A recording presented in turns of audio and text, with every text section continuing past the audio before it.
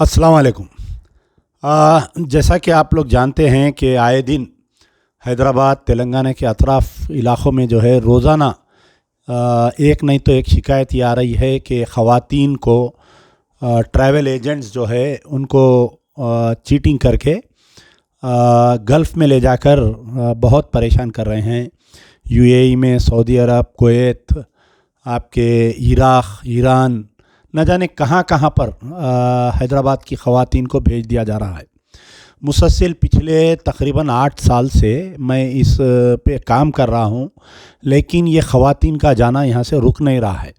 ना तो हुकूमत की तरफ से कोई इक़दाम किए जा रहे हैं इन एजेंटों के ख़िलाफ़ में। छोटे मोटे वाक़यात के ऊपर पीडी एक्ट डालकर हमारी हैदराबाद की पुलिस, हैदराबाद, सैबराबाद, रचाकोंडा जो है लोगों को 2-2 साल जेल में भेजते हैं। लेकिन इतने बड़े क्राइम कर रहे हैं ट्रैवल एजेंट्स, ख़ास तौर पर हैदराबाद के, तो हमारी पुलिस जो है इसके ऊपर कोई काम नहीं कर रही है और हुकूमत भी कोई ऐसा क़ानून नहीं बना रही है। जबकि आप जानते हैं कि ख़दामा वीज़ा जो है बैन है इंडिया में, लेकिन फिर भी जो है न जाने किसी को ब्यूटी पार्लर में काम करने के बहाने, किसी को नर्स हॉस्पिटल में काम करने के बहाने, किसी को कुछ मेहंदी डिज़ाइनिंग के बहाने, बहरहाल कुछ ना कुछ आखिर में अल्टीमेट ये होता है कि वो लड़की जाकर या वो ख़वातीन जाकर वहाँ पर ख़दामा के लिए फंस जाती है। अब वहाँ पर ख़दामा का जो जॉब होता है सिर्फ़ खाली घर की साफ़ सफाई नहीं, बल्कि पूरा घर को पकाना। रात के सोए जब तक 2 बज जाते, 3 बज जाते, फिर सुबह 6 बजे से लेके यानी 18-18 घंटे, 20-20 घंटे इन ख़दामाओं से, इन ख़वातीन से काम लिया जाता है। तमाम गल्फ़ की यही शिकायत है। बहुत कम ऐसे होते हैं जो 1 या 2 फैमिलीज़, क्योंकि ये लोग यहाँ पर अकस्टम नहीं रहते इतना काम करने का, उनको वहाँ पर अरबी खाने नहीं आते पकाने, और कई ऐसे वाक़यात होते हैं कि उनको टॉर्चर किया जाता है, मारा जाता है, उनको ज़ख्मी किया जाता है। कई ऐसे केसेस में सेक्सुअल असल्ट भी होता है। तो मेरा ये वीडियो बनाने का मकसद ये है कि हम 8 साल से बोलने के बावजूद ना तो हमारे शहर की ख़वातीन में अक्ल आ रही है, ना तो शऊर आ रहा है, ना तो हुकूमत की तरफ से कोई काम किया जा रहा है। अब मैं ये वीडियो बनाते वक्त भी ये सोच रहा हूँ कि हैदराबाद एयरपोर्ट पे अभी भी एक 40 से 50 ख़वातीन हैं, और ख़ास तौर पर ये लॉकडाउन के बाद में ये ख़वातीन को जो है इनकी मजबूरी का फ़ायदा उठाया जा रहा है। कोई भी शौक़ में नहीं जाता। हर कोई ख़वातीन जो भी हम जिसको भी रेस्क्यू करा के लाते हैं, जब उनसे पूछा जाता है तो सबसे पहले ये होता है कि उनके शौहर उनको या तो तलाक़ दे दिए हैं, या तो खुला दे दिए हैं, या ना तलाक़ दे रहे, ना खुला दे रहे, ना खुरा दे रहे ना। तब उनके बच्चों को देखने के लिए कोई नहीं रहता है। मेजर कॉज़ ये है कि विडोज़ को ये लोग जो है टैप कर रहे हैं, ये एजेंट्स, और इसमें ख़वातीन एजेंट्स रहते, घरों में आते, बैठ के बात करते, बोलते 50,000 सैलरी दिलाते, तू 2 महीने काम कर ले बाहर जाके, यानी हथेली में जन्नत बताते और ले जाकर उनको वहाँ पर फंसा दिया जाता है। मेरे साथ एक ऐसी ही मज़लूम असरा फ़ातिमा है जो हमारे मल्लेपल्ली इलाक़े की रहने वाली थी। ये लड़की की भी शादी हुई, इसको भी 2 बच्चियाँ हैं, 2 मासूम बच्चियाँ हैं, और एक बच्ची के जो है दोनों पैर टेढ़े हैं। जिस तरीके से पोलियो पेशेंट्स के पैर टेढ़े रहते हैं वैसे हैं। तो इनके शौहर इनको छोड़ दिए, तो ये ख़ुद जो है छोटे मोटे जॉब्स करके अपने बच्चों को पाल रही थी। और इसके सामने एक मेजर ये था कि उस लड़की का ऑपरेशन करवाना था ताकि वो बच्ची के दोनों पैर सीधे होए, और उस ऑपरेशन के लिए 1.5 से 2 लाख रुपए कुछ खर्च आ रहा था। मासूम बच्ची है, 4 या 5 साल की बच्ची है। तो इनको जो है एक एजेंट, लेडी एजेंट जिसका नाम है यास्मीन बेगम, ये यास्मीन बेगम जो है उन्होंने ख़ुद दुबई में रहते हैं और हैदराबाद आते जाते हैं। इनको ये बोले कि मैं आपको जो है बाहर जॉब दिलाऊंगी दुबई में, यूएई में, आप जो है अपनी लड़की की ऑपरेशन करवा ले सकते 2-3 महीने की तनख्वाह में। फिर ये उनके साथ जाने के बाद में वहाँ पर इनको एक एजेंट लिया, इनको लेकर जो है अलायन में, यूएई में ले जाकर इनको एक मकान में छोड़ दिए। वहाँ पर उस मकान में तकरीबन 8 महीने काम किए। ना तो इनको सैलरी दी गई, ना तो इनको 15-15 घंटे, 18-18 घंटे ये बेचारी असरा फ़ातिमा वहाँ पर काम करती थी, और काम करने के बाद में जो है बीमार पड़ गई है। बीमार पड़ने पर उसको फिर वो कफ़ील लाकर इनका जो ये जो लेडीज़ जाते हैं ये दो तरीके के होते हैं। एक डायरेक्ट कफील बुलाता है इनको, या कोई रिक्रूटमेंट ऑफिस रहती है वहाँ पर जाते हैं। तो इन्हों भी रिक्रूटमेंट ऑफिस के थ्रू गए थे, तो वहाँ पर लाकर इनको 8 महीने के बाद में छोड़ दिए। फिर इनको ले जाकर कहीं दूसरी जगह डाल दिए, जबकि ये बोल रहे हैं कि मेरी बहुत तबीयत ख़राब है, मैं कोई काम नहीं कर सक रही हूँ। तो उसके बावजूद इनको फिर काम कराए, लेकिन इनकी खाला, क्योंकि बहुत ज़्यादा टॉर्चर हो रहा था इनको, और जो एजेंट यहाँ का और एक मुकामी एजेंट जो सत्तार है, जो इनको लेकर गया था, मुख्तलिफ एजेंट्स है इसमें, सत्तार है, इसके अंदर एक का नाम, कोई लेडी का नाम है आपके यास्मीन बेगम एक लेडी है, बहरहाल मुख्तलिफ एजेंट्स है इसकी इनके केस में। तो वहाँ पर लेके गए, लेके जाने के बाद में इनको जो है वापस जब ये आना चाह रहे थे तो इनसे 2.5 लाख रुपए का मुतालबा किया गया। एक तो 8 महीने की तनख्वाह चले गई, फिर दूसरा 2.5 लाख रुपए इनको देने पर बोला जा रहा था। तो इनकी खाला गौसिया बेगम मेरे पास आए थे, तो हम जो है इनका अपील डॉक्टर सुब्रमण्यम जयशंकर को और इंडियन काउंसलेट इन दुबई को हम कंप्लेंट किए थे। मुसलसल तकरीबन मैं समझता हूँ कि एक 15-20 दिन की मुसलसल मेहनत के बाद में आज जो है असरा फ़ातिमा वापस आए हैं। तो मैं चाहूँगा कि असरा फ़ातिमा से आपको क्या क्या तकलीफ़ हुई, ताकि और कोई दूसरी लड़की असरा फ़ातिमा नहीं बनना, कोई दूसरी लड़की इन एजेंटों का शिकार नहीं बनना।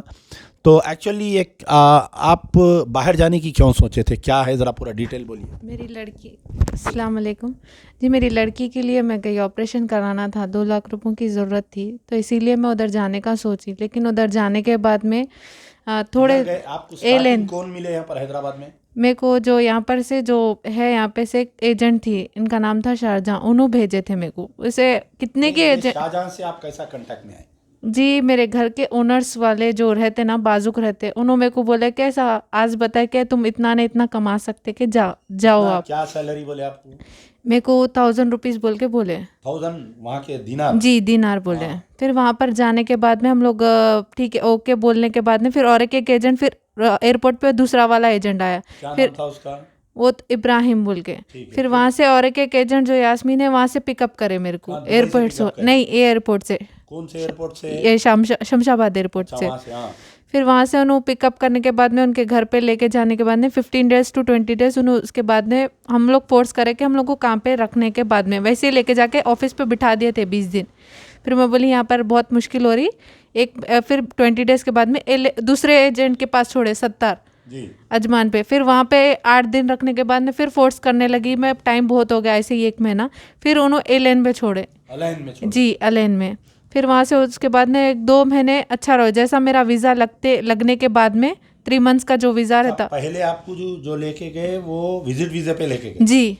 वहाँ जाने के बाद में आपका वो वहाँ का रेसिडेंशियल वीज़ा बना? जी रेसिडेंशियल। फिर बाद में जो 3 मंथ्स के बाद में जो वीज़ा लगता 2 साल का मैडम, उसके बाद में चेंज होने के बाद में 24 आवर्स उनको डिलीवरी होने के बाद में बच्चों को भी देखना, रात में नींद न होने से मेरी तबीयत बहुत ख़राब होने लगी। आपको जो जिम्मेदारी दिए थे 2 ट्विंस जो पैदा हुए थे उनको देखने की? नहीं, 4, पहले 2 लड़कियां थे, उसके बाद में फिर और 2 ट्विंस हुए थे। तो टोटल आप 4 बच्चों को देखना? जी 4 बच्चों को, और पूरा क्लीनिंग कुकिंग सब A to Z करना, यानी घर का काम करना, बच्चों को देखना, जी, साफ सफाई करना। जी। तो आप कितने घंटे काम कर रहे थे वहाँ पर? वहाँ तो 24 आवर्स, सोने के लिए सिर्फ 2 से 3 घंटे देते थे, उसमें भी कितना के लड़ाई झगड़ा। तो सिर्फ मैं सोने के लिए गई तो सैलरी भी नहीं, पूरा पुलिस केस करे उधर जाने के बाद में। फिर उसके अंदर पुलिस केस जाने के बाद में किधर फिर मैं अननोन जो एजेंट को मैं नहीं जानती, उनके घर पे लेके जाके छोड़ दिए। वो लेके जाके एजेंट मेरे को रूम में बंद कर दिया था। फिर वहाँ से मैं कोशिश करी बाहर निकलने की, फिर वहाँ से पुलिस कंप्लेंट। कितने दिन बंद करके रखे आपको? 2 दिन। तो आप कैसा भागे वहाँ से? फिर वहाँ से मैं जैसे कि एक खिड़की थी, उधर से कुछ प्रॉब्लम था तो उनको हेल्प के लिए कुछ करी, हेल्प के लिए तो पुलिस लेके आए घर पे, जो भी है पुलिस लेने के। आपको जो घर में बंद कर दिए थे, आप खिड़की से किसी से? जी मेरे साथ में 5-6 बच्चे और भी थे वो मकान में। कहाँ जी पर हुआ ये, कहाँ बंद करके रखे थे आपको? ये शारजहां में। जी। जिधर मेरी मैडम छोड़ी ना, उधर ऑफिस है वो भी, लेकिन वो ऑफिस नहीं कहला जाता, कोई अननोन पर्सन है वो, जिसको मैं नहीं जानती। वो अभी तक भी मेरे को नहीं मालूम कौन है वो। तो आप जब अंदर गए तो वहाँ ऑलरेडी 4-5 बच्चियाँ थी? जी। अपने हैदराबाद के है वो, कहीं और? नहीं, अलग अलग मुल्क के थे, श्रीलंका इधर उधर के, मैं उन लोगों को भी निकालने की कोशिश करी। फिर उसके बाद में हम लोग पुलिस के थ्रू गए जो भी है, फिर मैं वहाँ से निकल के फिर मेरे को उसके बाद रहने की जगह नहीं थी, जैसे कि तैसे को फिर आपको भेजी मैं आप मदद के लिए। तो अब आपका जो वीडियो देख रहे हैं यहाँ पर हमारे कने हैदराबाद में जो है रोज़ाना ख़वातीन के जाने की शिकायत आ रही, जबकि इतने सारे केसेस हो रहे हैं जी। और ख़वातीन ये समझ रही कि गल्फ़ में जाते खदामा के जॉब पे लाखों रुपए कमाते। हकीकत क्या है वो बोलिए, इनको जाना चाहिए या नहीं जाना चाहिए? ये मैसेज मेरे तरफ से है कि ये बहुत एक बोलते एजेंट, मतलब उधर जाने के बाद इतना काम रहता कि अपन कुछ ऐसा, तो मेरा ये मैसेज है, मैं एक लेडीज़ होने के नाते जो अपन परेशान होके यहाँ से जा रहे, ये गलत कर रहे। जितने भी लोग जा रहे रहते कि अपने को कुछ काम नहीं कर सकते, इतना काम रहता उधर कि अपने को कुछ हेल्प, अपनी तबीयत भी ख़राब होती। तो ये मैसेज है कि आप दोबारा ये इधर जो भी है अपन अपनी फैमिली में रह के कुछ खाए, कुछ कर लो। उधर जाने का रहे तो बहुत प्रॉब्लम्स होते, बस इतना ही है। बोलते एक एजेंट, करते एक एजेंट।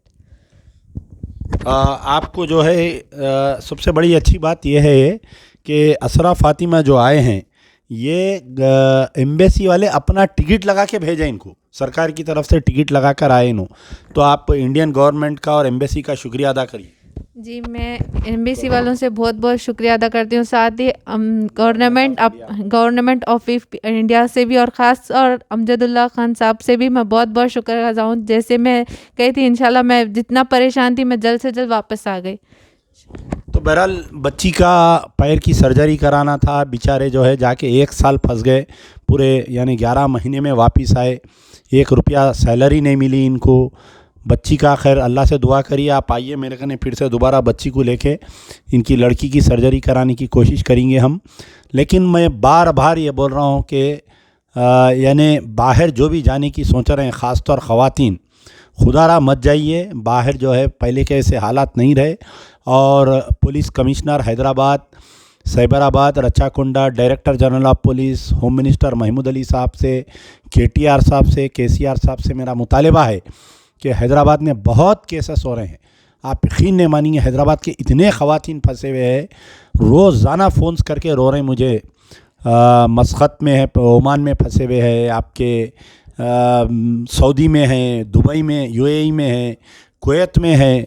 तो कोई ऐसा क़ानून लाइए ताकि ये जो फेक एजेंट्स है, और ख़ास तौर पर हैदराबाद एयरपोर्ट पे इमिग्रेशन अथॉरिटीज़ जो है ये एजेंटों से मिले हुए हैं, क्योंकि पूरी मैच फिक्सिंग रहती है। सिंगल लेडी को जो भी ट्रैवल करते गल्फ़ में उनको रोक के क्वेश्चनिंग करते, लेकिन हमारे कने यहाँ हैदराबाद एयरपोर्ट पे नहीं हो रहा है। दूसरे जैसा दिल्ली और मुंबई एयरपोर्ट पे सख्ती होती है, वो हैदराबाद एयरपोर्ट पे नहीं हो रही।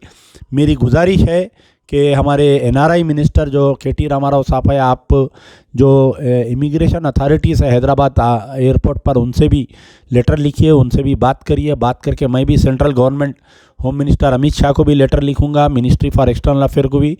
ये हैदराबाद एयरपोर्ट में इमिग्रेशन अथॉरिटीज़ को टाइट करना चाहिए ताकि हमारे हैदराबाद की ख़वातीन फिर से कोई एजेंट का बातों में ना आ सके। शुक्रिया। यार जिंदा सोबत बाकी।